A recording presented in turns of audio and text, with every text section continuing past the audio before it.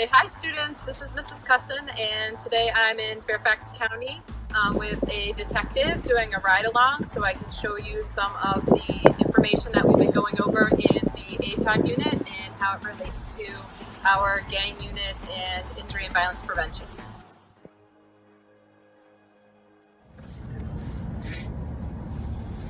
There's not too many parts that have this type of thing. Some people live in these people live in these hotels because they have no other means of housing to get them through. Either they were sometimes evicted from their homes out of where they couldn't afford things, and they have to come to these hotels, and sometimes parties go on in these hotels that really shouldn't.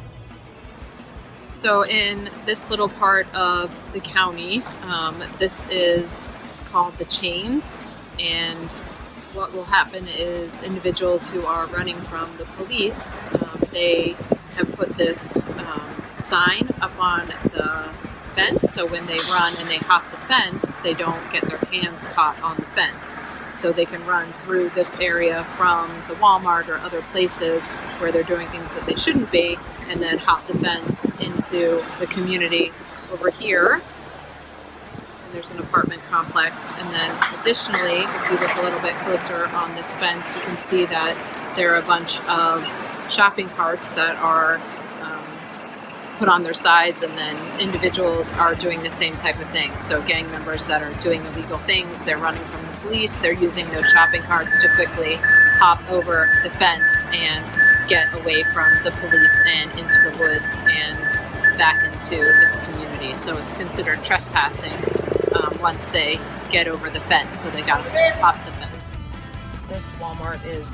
This Walmart's really because of the transient area back and forth to the local areas around here. A lot of times when people don't have means for it, they relate back to stealing, which I've seen a lot of young kids, they don't either have something that other kids are usually having. They'll go to your local area stores of Walmart or Target or your other places where they think that they can get away with that, but little do they know that Target and Walmart probably have some of the best security, as security cameras you can see have security cameras all over the whole store.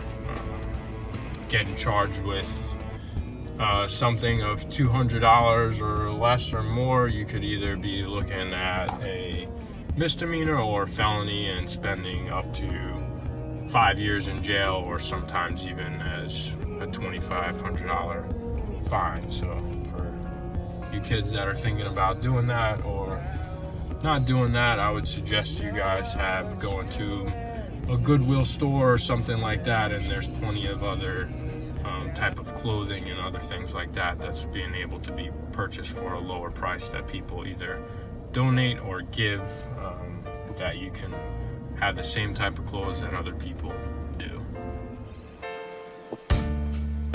He broke your heart.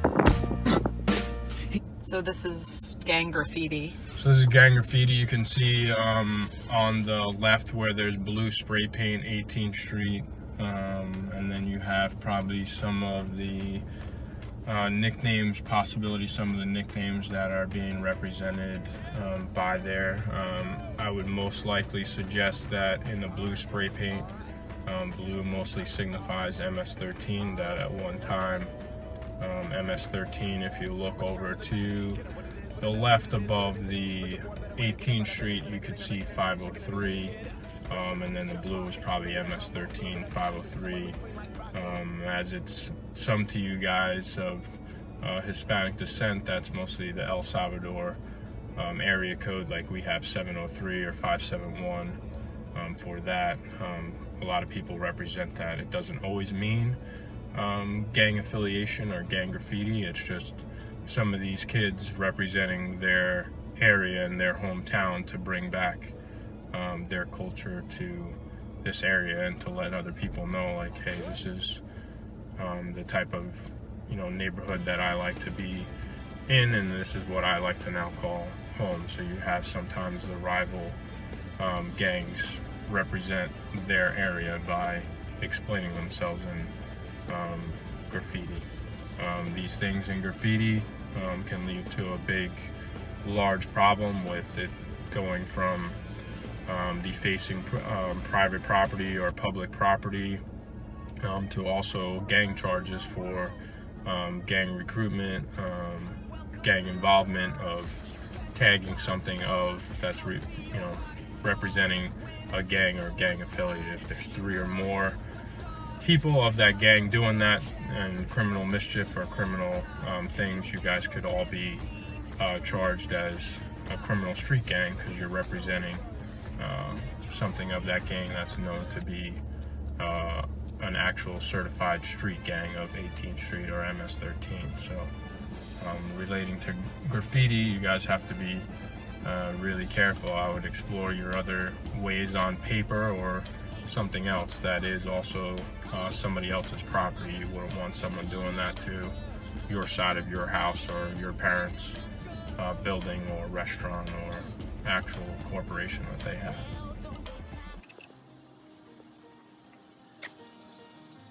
So they're paying tribute to? Paying tribute to possibly a member of either a gang associate or a member, or just somebody that they knew really closely. Up on the top, you can see South Side. You can see, there's obviously explicit words, and then graffiti on top of graffiti. You can see some other type of graffiti representing some of the neighborhood areas. On the tree right here, again, you can see SS for South Side.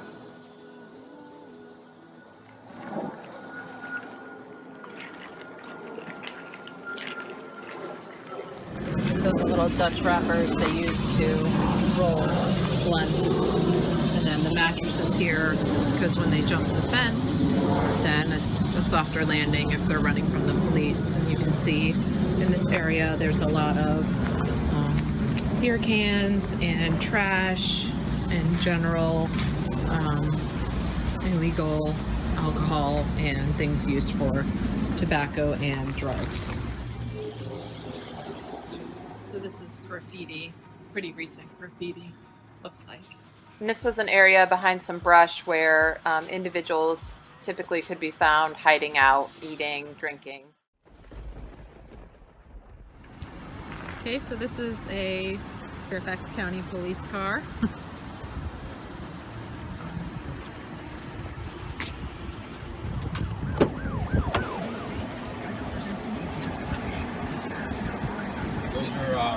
What's up top is obviously a CAD. That's where we get all our information about all the pending events and the events that we're going to.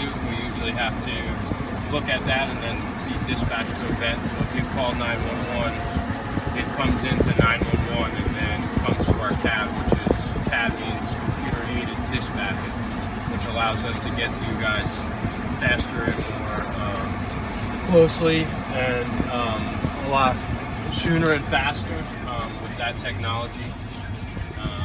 That's a passenger seat where if they're riding 2 at once, that's how that's usually done. In the back, we'll show you the back where if you guys are bad, that's where you'll eventually have to go to. Your seat belted in. And Miss Cousins can tell you it's very tight. And that's not even with your hands behind your back, so you can only imagine what that feels like. Seat's pretty hard. Being in a seat.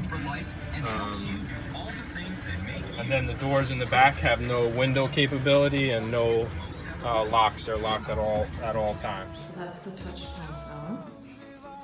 And these are all jail cells, and then you can see the cameras above. That's how you're monitored and go in through there on the other side, and you don't get to flush the toilet, they flush it for you, and there's no padded seat, obviously. Doesn't it smell the best? And you get one blanket, and that's it. And that's the size of the cell that you could stay in for for a long time. Some people stay in that side cell for life. For drugs, gangs, anything.